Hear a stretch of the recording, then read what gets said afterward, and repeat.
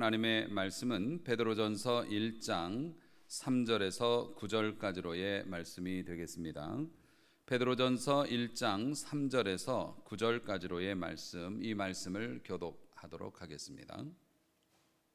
우리 주 예수 그리스도의 아버지 하나님을 찬송하리로다. 그의 많으신 긍휼대로 예수 그리스도를 죽은 자 가운데서 부활하게 하심으로 말미암아 우리를 거듭나게 하사 산 소망이 있게 하시며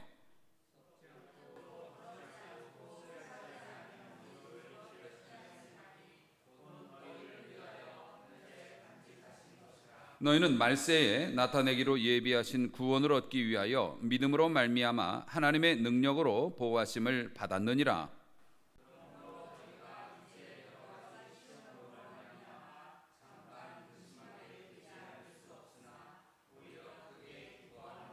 너희 믿음의 확실함은 불로 연단하여도 없어질 금보다 더 귀하여 예수 그리스도께서 나타나실 때에 칭찬과 영광과 존귀를 얻게 할 것이니라.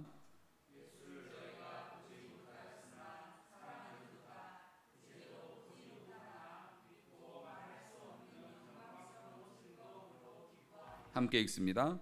믿음의 결국 곧 영혼의 구원을 받음이라. 아멘.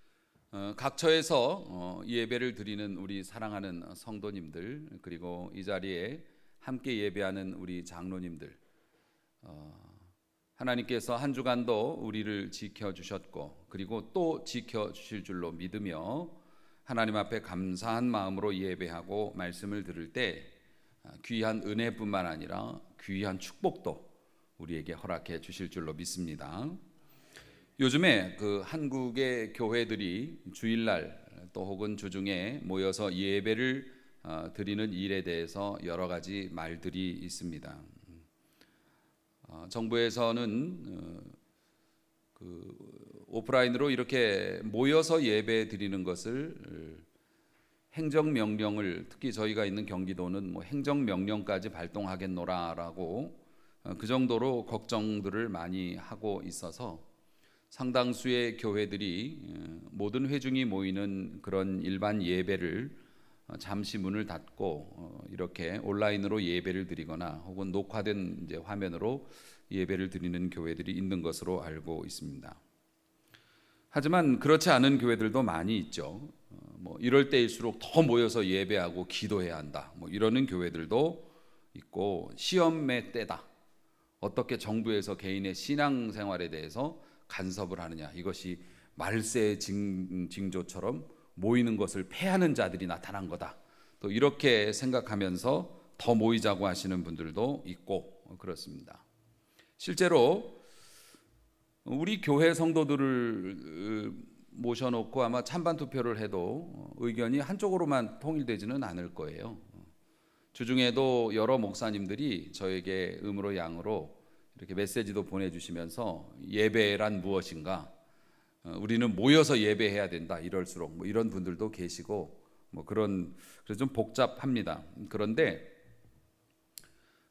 저희 당회원들하고는 의견이 거의 통일이 됐지만은 저는 이 부분에 대해서 이렇게 정리를 하고 싶습니다.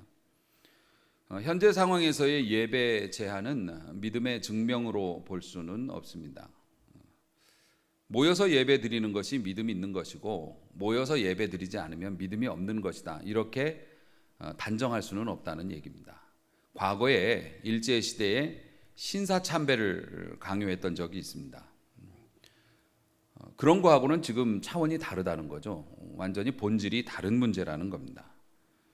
우리의 믿음이 있는지 없는지를 모이는지 안 모이는지로 증명하는 것이 아니고요, 우리가 모이지 않는 이유는 사회에 대한 배려의 차원이라고 저는 생각을 하고 있습니다. 우리 당회원들도 역시 마찬가지고요. 시내산에서 우리에게 주신 계명도 중요하지만은 주님께서 피 흘리고 몸 버려서 우리에게 베푸신 사랑의 계명도 중요합니다. 우리가 예배를 드릴 수 있는 권리도 중요하지만 그것으로 인해서 사회에 끼칠 피해나 혹시 모를 우리 성도들 간의 어떤 피해를 미리 예방하는 것도 주님이 우리에게 보여주신 사랑의 본을 따라서 나의 권리를 제한함으로 세상을 이롭게 하는 그런 일들, 이것도 우리는 중요하다고 생각을 합니다. 예배로 모이지 않는 것에 대한 그 어려움이 있다는 것을 인정합니다. 일단 성도들은 꼭 모여서 예배를 드리지 않아도 되는구나라는 생각을 하실 수도 있어요. 워낙 우리가 또 창의력이 넘치지 않습니까? 이렇게 예배 드려도 되네. 사실 예배가 다시 회복되는데 시간이 많이 걸릴 거고, 또 사회적으로 교회가 이단들 때문이기는 하지만 어쨌든 교회까지 한꺼번에 그렇게 지탄받는 것에서 자유롭기도 쉽지가 않을 것입니다. 또 거의 대부분을 차지하는 소규모 교회들 같은 경우에는 재정적인 타격도 사실 심각할 겁니다. 대형 교회들이 모이지 말라는데 계속 모이는 이유를 아마 일반 세상 사람들은 재정적인 문제 때문이다. 한 주 성도들이 안 나오면 25%의 헌금이 없어지는데 돈 욕심 때문에 모이는 것이다라고 생각하시는 분들은 그건 교회를 모르시는 분들이거나 믿음이 없는 분들이라고밖에 볼 수 없어요. 성도님들이 그렇게 안 모인다고 그래서 예물을 안 드리고 그러지는 않고, 대형 교회들은 사실 1년 동안 아마 모여서 예배 드리지 않아도 교회 운영하는데 큰 지장 없을 거예요. 기존의 재정적인 그 자립도가 크기 때문에. 하지만 매달 상가에서 월세를 이렇게 간신히 맞춰서 내면서 이렇게 교회를 유지하고 있는 작은 교회들은 이렇게 온라인으로 흩어져서 예배를 드리는 것 때문에 아마 타격도 굉장히 클 겁니다.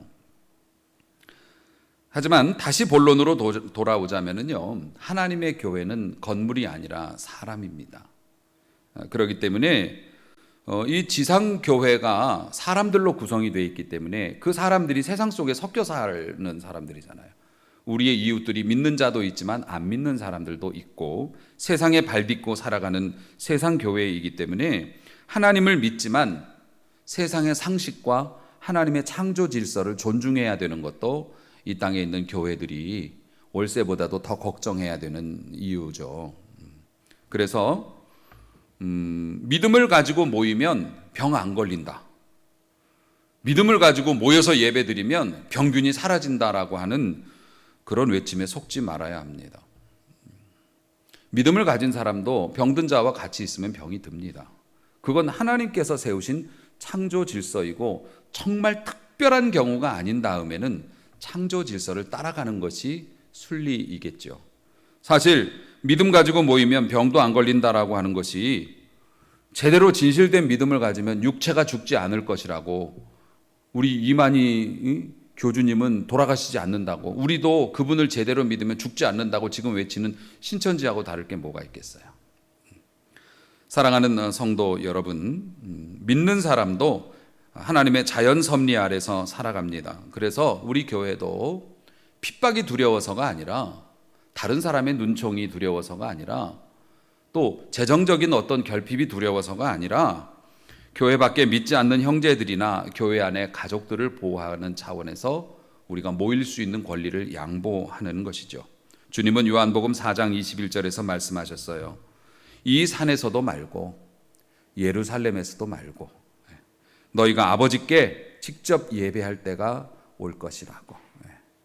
주님을 믿는 믿음으로, 그리고 형제를 사랑하는 마음으로, 비록 흩어져 있지만 한 마음으로 한순간 하나님을 바라본다면 하나님은 우리 교회의 예배를 거룩한 예배로 인정하시고 받아주실 줄로 믿습니다. 거룩한 예배를 드리는 자에게 허락하시는 하늘과 땅의 귀한 은혜도 주실 수 있음을 믿어야 할 것입니다. 요즘 기침하는 것이 엄청나게 눈치가 보여요. 저처럼 이렇게 비염 같은 게 있어서 잔기침을 하는 사람들은 이게 되게 눈치가 보입니다. 아는 목사님을 잠깐 뵈려고 엘리베이터 탔던 얘기를 제가 드린 적이 있는데, 잠깐 올라갔다 와야지 하면서 차에 마스크를 두고 그냥 탔는데, 잠깐 올라갔다 하려고 했는데 딱 타보니까 거기에 마스크 쓴 사람들이 가득하고 저만 안 썼어요. 이야, 몸둘 바를 모르겠더만요.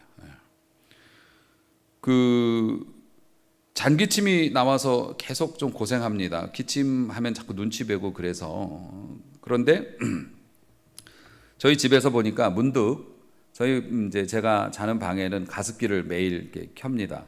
그래서 밤에 제가 이제 물을 채우고 가습기를 켜는데 가습기가 관리가 되는 줄 알고 저도 물만 부었고 아내도 뭐 제가 관리하는 줄 알고 방치가 되었던 모양이에요. 혹시나 싶어서 가습기를 꺼내서 만져보니까 아내가 미끌미끌해요. 아, 이거 기침 난다고 약을 먹으면서 밤에는 세균을 퍼붓는 거죠. 그거를 가져다가 이제 뽀덕뽀덕 이렇게 잘 소독하고 닦았습니다. 정말 신기한 게 기도를 받지도 않았는데 그 다음날 기침이 멈추는 거예요. 할렐루야. 그러니까 여러분, 기도받는 것도 중요한데 자신을 깨끗하게 관리하는 것도 굉장히 중요합니다. 야, 신기하더라고요. 잔기침이 딱 멈추게 되더라고요.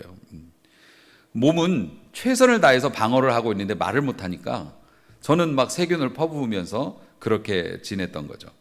우리의 영혼도 육신의 생활도 마찬가지고 요즘에 어떤 이런 것도 되게 마찬가지 같아요. 버티는 것도 좋고 피하는 것도 좋고 다 좋은데요. 이기는 것도 좋고 약도 좋고 다 필요한 것이고 좋은 건데 그보다 더 좋은 것은 근본을 만져주시는 일이죠.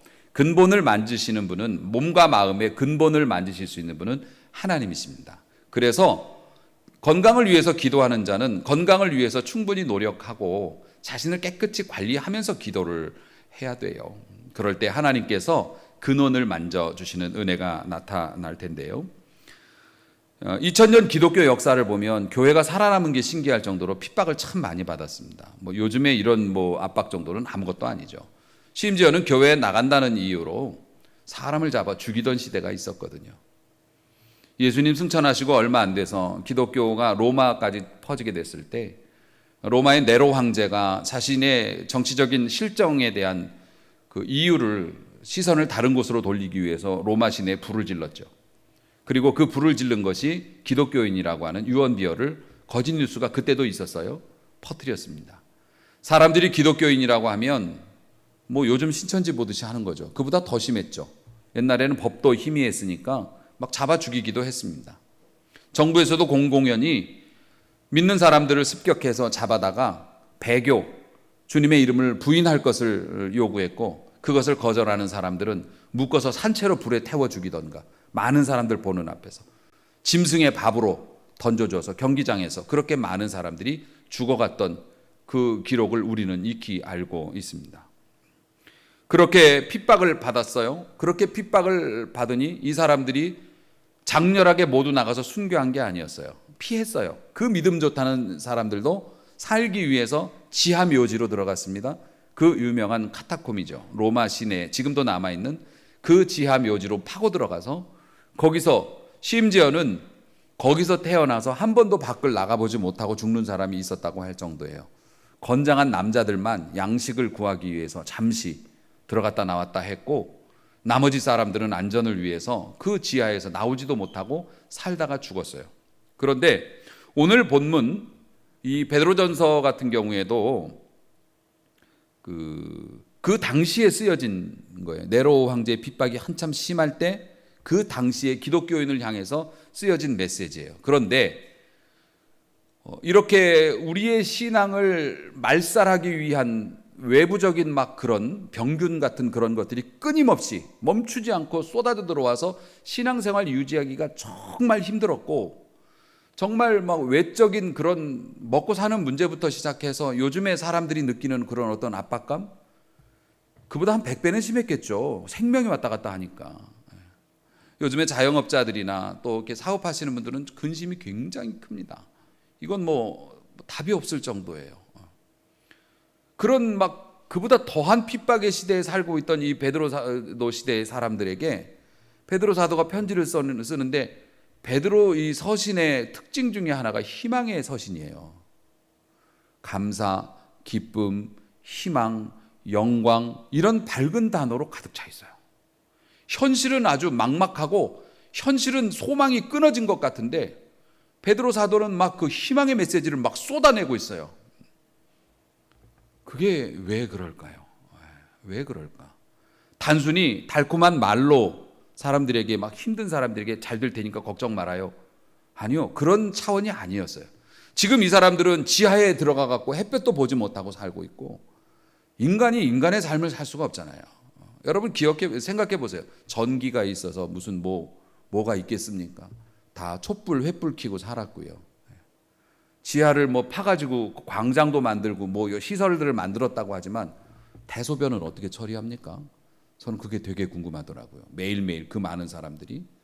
그러니 그 안에 악취나 이런 것들은 또 어땠겠어요. 그리고 매일매일 누가 들어오면 누가 오나 얼마나 겁이 나겠어요. 밖에서 누가 들어오면 발각되면 우리 다 죽는다, 이런 생각 가지고 조마조마하게 살았던 사람들. 그런데 그 속에서도 희망을 말하고 소망을 말하는데 이게 그냥 립 서비스가 아니에요. 그냥 말로 하는 위로가 아니라 이 안에서 넘쳐나와 가지고 막 꾸역꾸역 쏟아져 나오는 거예요. 희망과 소망이. 할렐루야. 이게 어디서, 그걸 일컬어서 일명 산소망이라고 그래요. 산소망. 살아있는 소망. 이런 산소망이 어떻게 나올 수 있을까? 이 산소망이 어디에서 나오냐면, 오늘 본문의 말씀을 보면은 그 소망이 주님의 자비하심과 긍휼하심 때문이라고 그렇게 설명을 하고 있습니다. 하나님의 긍휼하심이 느껴지는 거예요. 다시 말해서 이런 거예요. 우리가 이렇게 죽도록 힘들어요. 앞으로 어떻게 살아갈 수 있을지 걱정도 안 돼요. 그런데 내 마음에 희망의 불이 꺼지지 않아요. 왜 안 꺼질까 보니까 하나님이 계시고 하나님이 우리를 불쌍히 여기신다라고 하는 걸 느끼게 된 거예요. 그러니까 내 마음속에서 새로운 희망이 막 솟아나와요. 제가 말씀을 드렸지만 희망과 소망은 다른 개념입니다. 희망이라고 하는 것은 우리가 잘 됐으면 좋겠다, 희망을 버리지 마, 언젠간 잘 될 거야, 이거잖아요. 그런데 희망은 환경의 영향을 받아요. 우리가 희망을 생각하면 그래도 그 사람이 나에게 있으니까, 그게 그래도 남아있으니까, 마지막 카드가 있고 또 어떻게 될 수도 있으니까, 재수가 좋으면, 이렇게 하는데 이 희망이라고 하는 건 환경이 너무 열악해지면 희망이 사라지게 됩니다. 포기를 하게 되죠. 그런데 소망이라고 하는 건 같은 희망인데 그 근거가 달라요. 희망의 근거가, 희망은 우리들의 환경과 주변 여건이 희망일 수 있지만 소망은 하나님이세요. 그런데 하나님은 죽을 분이 아니세요. 하나님은 환경의 영향을 받지 않으세요. 그렇기 때문에 우리가 어떤 상황, 어떤 환경이 닥쳐와도 우리가 하나님을 의지하는 사람들은 산 소망을 가지게 되는 것이죠. 오늘도 우리를 사랑하시는, 또 우리를 불쌍히 여기시는 살아계신 우리 아버지를 인정하고 믿는 믿음으로 여러분에게 산 소망이 불릴 듯 일어나기를 주님의 이름으로 축원합니다. 6절 말씀을 한번 여러분 보세요. 그러므로 너희가 이제 여러 가지 시험으로 말미암아 잠깐 근심하게 됐다고 그래요. 근심하게 되지 않을 수 없으나 그러나 오히려 크게 기뻐해야 한다, 이렇게 말씀을 하고 있다는 겁니다. 그 이유가 뭡니까? 상황은 근심되는 상황이 맞다고요. 성경도 인정해요. 너희들이 근심을 안 할 수가 없는 상황이 됐다, 그거는 성경도 인정을 하고 있어요. 그런데 우리가 왜 그런 상황에서 더 기뻐해야 되느냐를 말씀해 주시는데, 여러분, 우리를 긍휼히 여기시는 분은 우리가 어려움을 겪게 되면 어떻게 돼요? 자, 친구들도 우리가 어려워지게 되면 부담을 느껴요. 자기가 도와줘야 된다고 생각을 하니까 좋은 친구도 우리가 진짜 어려워지게 되면 불편하게 생각을 해요. 그런 건 우리가 살면서 많이 경험해 봤을 겁니다. 매일 밥 먹자, 매일 놀자 이러던 사람들도 내가 불행해지면 한두 번은 그렇게 얘기해 주지만 시간이 지나면 점점 멀어질 수밖에 없어요. 그건 나빠서가 아니라 인간은 다 그래요. 그런데 우리 주님은 어떤 성격이십니까? 내가 연약할수록 어떻게 하신다고요? 더욱 귀하게 여기신다는 거예요. 아멘. 더 귀하게 여기세요.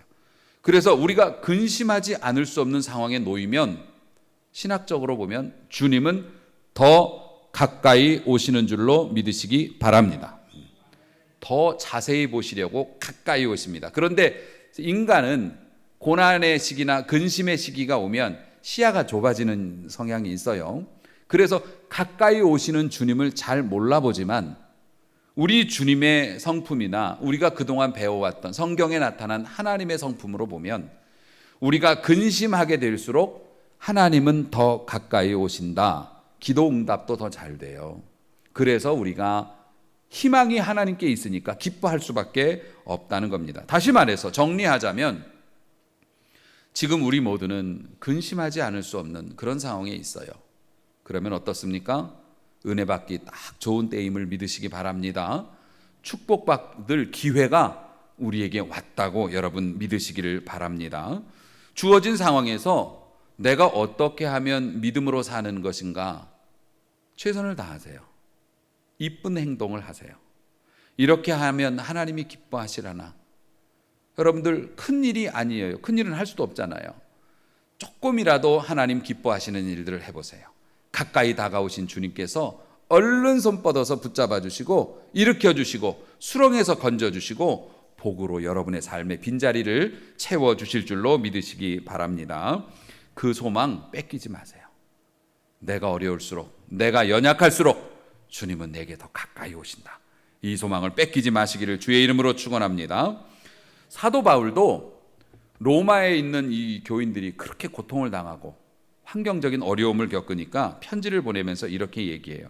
로마서 8장 18절 말씀인데 자신이 생각을 했답니다.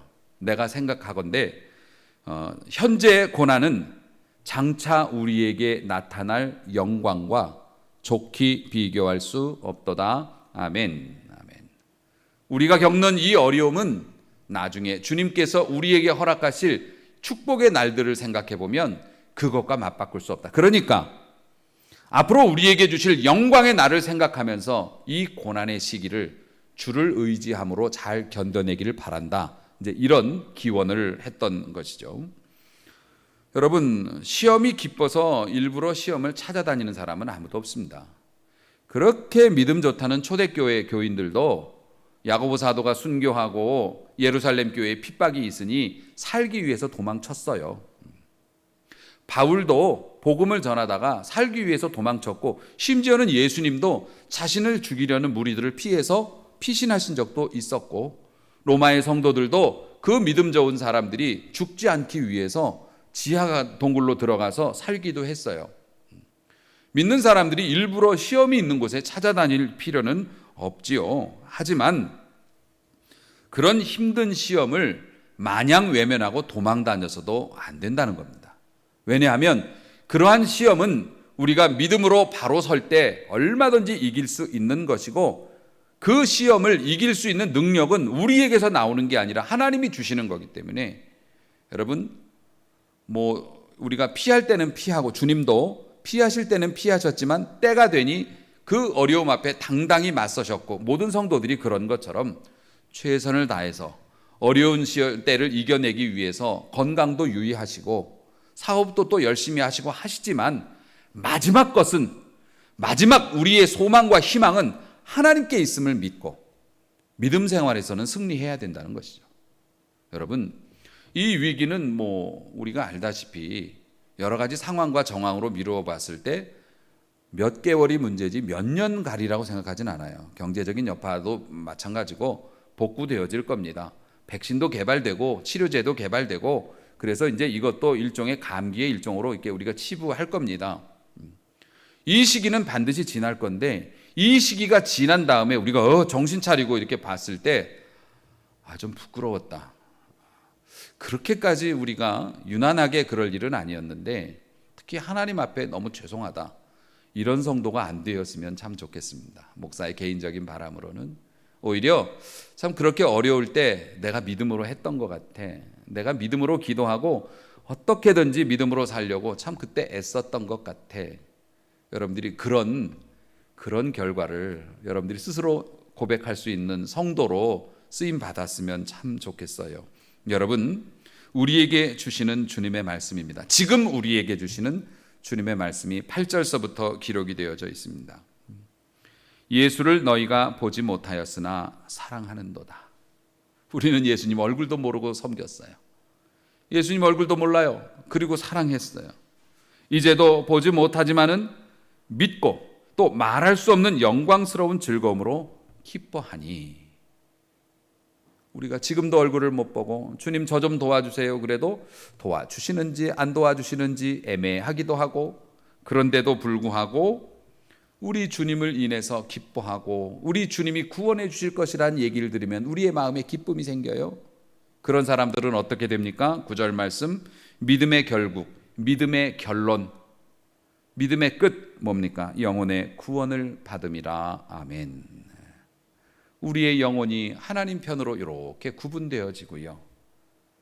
여러분, 영과 육은 이렇게 결합이 되어 있어요. 그래서 우리의 영혼이 주님의 평안 가운데로 이렇게 들어가게 되면 우리의 육신에 힘도 생기는 거니까. 하나님께서 그래서 우리더러 믿음 지키라고 그렇게 오늘도 간구하고 계시는 겁니다. 우리가 믿음을 잃지 않으면 우리의 육도 따라가서 강건하게 될 것이고요. 우리의 영과 육이 강건하면 우리를 통해서 가족이 행복해지고 우리를 통해서 사회가 밝아지고 행복해지는 것이기 때문에, 사랑하는 성도 여러분, 처음에 요즘에 신천지라는 말이 워낙 유명해서 신천지 교인들이 하는 말들이 있어요. 우리더러 이단이라고 그러지 말라고. 기독교도 처음에는 이단이었다고. 맞아요. 옛날 예루살렘을 다스렸던 그런 관리들이나 이 사람들이 로마 본국에 쓴 보고서에 비하면, 보고서에 이렇게 보면은 이 예수라고 하는 자를 추종하는 무리들, 기독교인이라고 이제 우리는 칭하는데, 예수를 추종하는 이 무리들은 연병과 같은 자라고 그랬어요. 전염병 같은 자라고 그랬어요. 그래서 이놈의 사람들은 전염병 같아서 이 사람이 어디 한 군데 가면 그 주변이 다 믿는 사람으로 변한대요. 요즘에 신천지는 진짜 연병을 퍼뜨리고 있죠. 요즘에 신천지가 가면 막 그냥 그 동네가 다 병으로, 그런 진짜 역병 말고 우리 믿는 사람들은 어떤 병을 퍼뜨려요? 병이 아니죠. 사랑으로 밝아지는 거예요. 깜깜한 시골 길이 가로등이 들어오고 전기가 들어오면은 광명한 천지가 되는 것처럼, 신천지는 질병을 퍼뜨리고 돌아다니고 가정을 파괴하고 개인의 인격을 파괴하고 그러잖아요.